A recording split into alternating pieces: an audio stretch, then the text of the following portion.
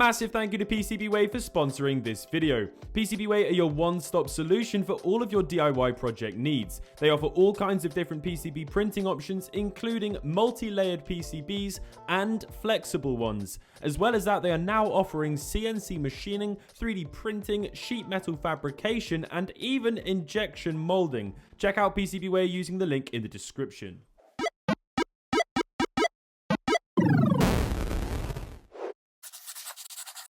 Hello, welcome back to my channel. Today I'm going to be fixing a couple of cassette players. This one is actually a Walkman, and this one is a cassette player that looks like a Game Boy, and there's a lot of very terrible things going on with this. For one, why on earth are the buttons so high? Did they do that to avoid obvious copyright things? But then again, I think this is actually licensed by Nintendo, so there's absolutely no excuse. Funnily enough, I actually have a red DMG Play It Loud Game Boy here. It's supposed to have a screen lens that's the exact same color as this. And yeah, I mean, look, can you see? Why are the buttons... Why are they up there? Anyway, that aside, let's try and fix them both. So this one I recently picked up whilst I was away in Japan. Here's a little clip of me picking this up. It came with this absolutely beautiful case, and I have actually got this thing working. The belt inside needed to be replaced. That was the only problem with it, and the belt basically has just, over the years, just worn. It's probably because it's sat like that on a smaller spindle. We'll open it up and I'll show you in a second. And then when it's gone to move again, it's just cracked because it's just rested in that position over the years. Now, this one, I'm not sure exactly what the problem is, but I have got a small little speaker here. So allow me to plug in this Walkman. Now, I know I just said that I've replaced the belt on here, but it was from a jumble pack of belts, and they're a little bit crap. They aren't always great. So I've actually gone ahead and bought a belt from this company here, and this one is specific to this Walkman. And basically the quality of this is just going to be much, much higher than something like this. But then again, I think it's going to be sufficient for something like this, where I kind of just want to get the thing to actually work and operate. It's unlikely that this is going to have a great sound anyway, but I want it to work. So let me plug in a cassette and I will show you the current issue with this one. So we'll go ahead and plug that in there. This is a cassette I bought out in Japan. We'll press play.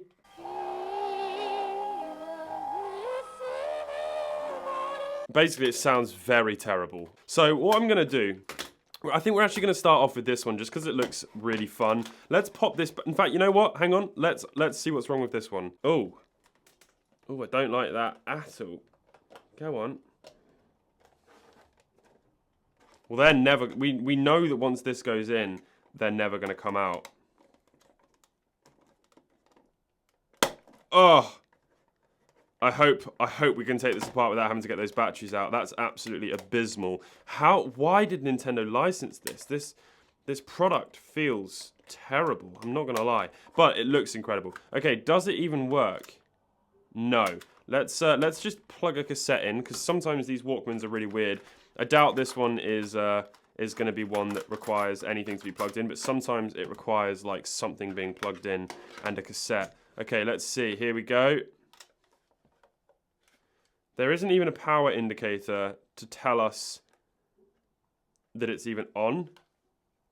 And there is nothing coming out of the speaker. Okay, so I guess we'll just start off by removing the 4 screws that I can see. I mean, I've got absolutely no idea what to expect inside here. Okay, so I think that's all of the screws out. Let's now see how this even opens up. Okay, one screw is longer than the rest. Let's try and remember that. It's this bottom right-hand corner one. Okay, does this open it up? Oh, this is good. This is good. There we have it. Brilliant. Oh, less brilliant. The belt is absolutely fine. Okay, so what's wrong with this thing? I think the problem is that... Oh, that's the problem. This is quite corroded. Does it come out? It does look like it comes out, actually. So the solder blob there is just a little bit corroded. I don't even think we're going to need to clean that with anything. I think once I remove that solder entirely, it will be absolutely fine. I probably will replace this black wire because it looks like there's some corrosion in there as well. That's probably what's made it fragile. And this belt looks absolutely fine. I mean, you can kind of see what I was talking about earlier. You see where that belt has been sat for a very long time on this slightly smaller spindle. You see how it's now taken this shape? So I think I will replace this belt regardless. And this one looks much thicker than the one from the actual Walkman. So that's probably going to mean we're going to find a good belt replacement in here. So first things first, let's go ahead and sort out this contact and replace the wire. So I think I'm going to use this spanner just to hold that there like this. Hopefully the heat won't transfer into the spanner and make this thing impossible to heat up. But yeah, I don't want to burn my mat.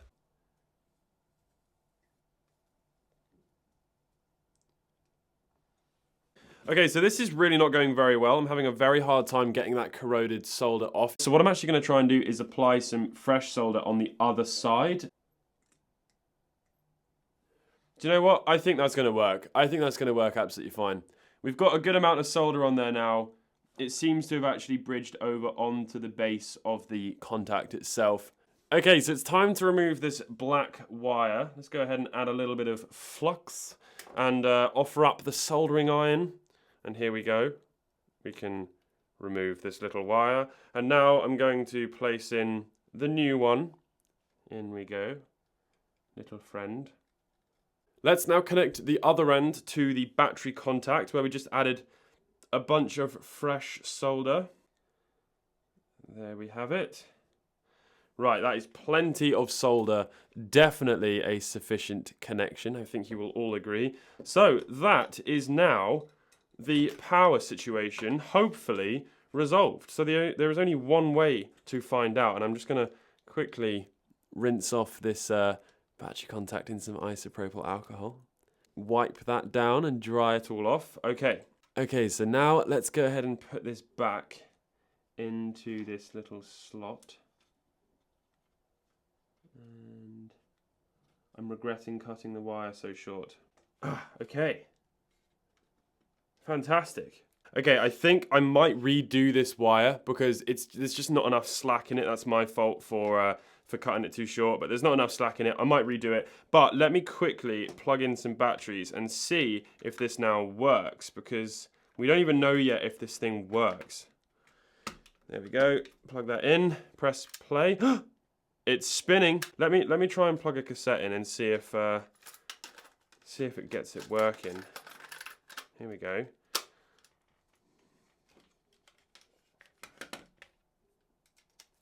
Oh, the battery's bloody flown out.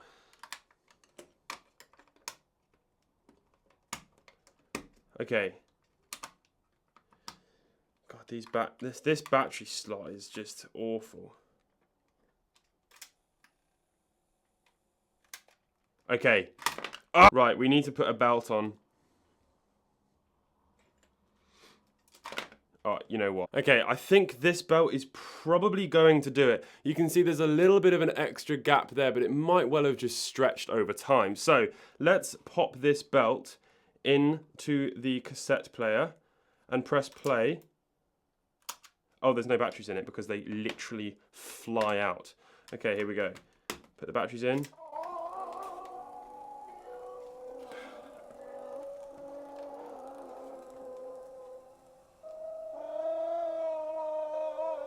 What is that? Right, we're giving up on this cassette. I've got a different cassette here. Let's go ahead and plug that in. I've also got some headphones because I just need to listen to this a bit closer and see if it sounds slightly normal. I'm not expecting any miracles from this thing, but it has to not sound quite as terrible as it currently does. Let's give it a listen. Good grief, there is so much noise. Oh, here we go. Something's coming.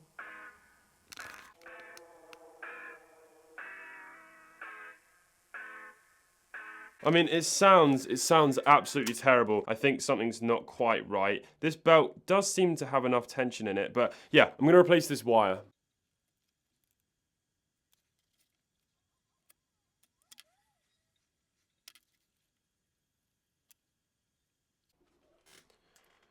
Sam Fender, in you go. Let's give this a listen and see if it sounds right.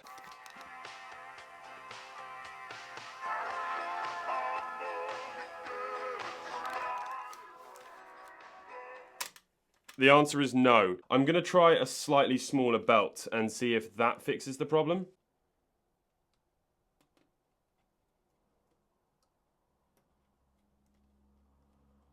Smaller belt.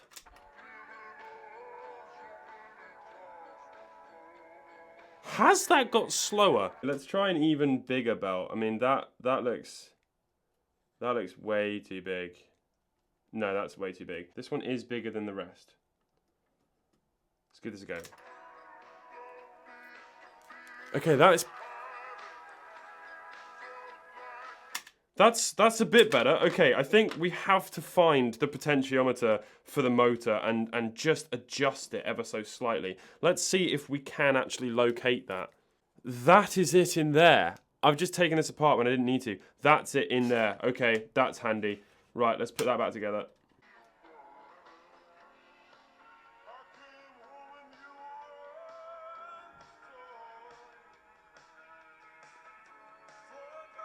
Worryingly, that is it on maximum setting.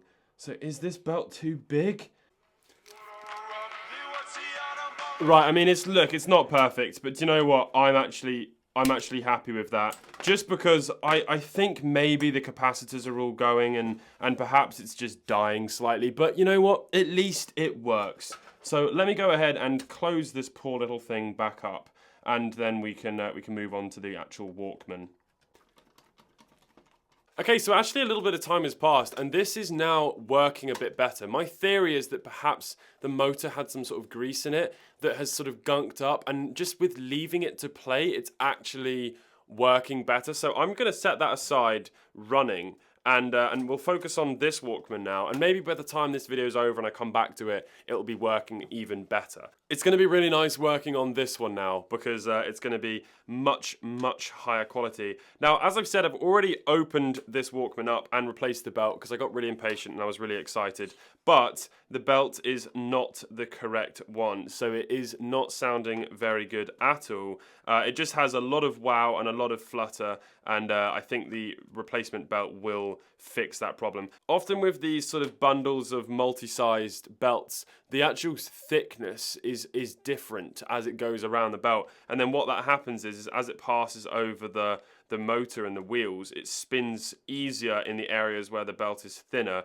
and then there's more resistance in the areas where the belt is thicker. So buying one like this, it isn't going to eradicate that risk, but it's certainly going to lower it significantly, especially if these people are claiming to be replacement part specialists like they are. So this Walkman is actually surprisingly easy to get into. The only part that is slightly difficult is just where this little volume wheel is. You have to sort of gently remove this disc here, which is held in with two little sort of holes, and we just need to spin one of those holes around. There is a specific tool for this, but if you're really careful, you can just do it yourself. But I would be really careful because you can slip the screwdriver and scratch it. So that will come off like so, and the whole volume wheel will be removed, and then we can lift off this back part like that. And very kindly, Sony has made this an incredibly easy thing to fix. So a little slider has just fallen out here. We need to be careful with that. So let's take out this old belt, and I mean, from visually in person, I can actually see where it's thinner and thicker, but this belt wasn't too bad. It's just for the sort of quality that I want out of this Walkman, it's not good enough. So let's now go ahead and place this lovely new belt inside this Walkman. Here we go. So it sort of comes around here like that, and don't worry about it getting all twisted, because when we start spinning the wheels, it will straighten itself up again, like that. There we go. Okay, so that is actually the belt replacement done. So let's figure out where this little slider goes. It looks like it's come out of here on the top.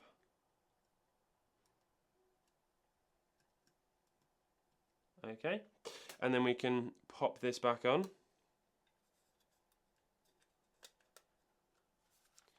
And they all still operate absolutely perfectly. And we can go ahead and put the screws back in.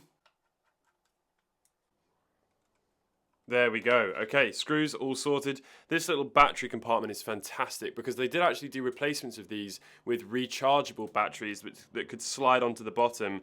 But the AA ones are just fantastic because those old lithium batteries are all pretty much dead now. So at least with the AA, you know you can just replace the battery. So that is now hopefully sorted. So I'm going to take my cassette out of here because I actually know what this album sounds like, and plug it in. It does mean though that you won't be able to listen to it because we'll get instantly copyright striked. That sounds absolutely unreal. That sounds absolutely unreal. So that one is absolutely perfect. And let's give this one more try. It's been sitting here whirring for the last 10 minutes. Let's pop this in and see how this sounds now as well. It's still ever so slightly slow. Please leave your thoughts in the comment section down below about what could be wrong with this one. It sounds great and there's no wow and flutter, it's just slow. And I've adjusted the potentiometer now to the maximum. So is it the capacitors? Are they the problem? Is it because this thing's pretty much brand new and maybe it's never been used, therefore the capacitors are like, they've died prematurely? I don't know, you'll have to let me know. At least they both work now, and this one sounds exceptional. And it's so sleek and small. I really enjoyed this video, I hope you did too. Let me know in the comment section down below what you think, and I will catch you in the next one. Goodbye.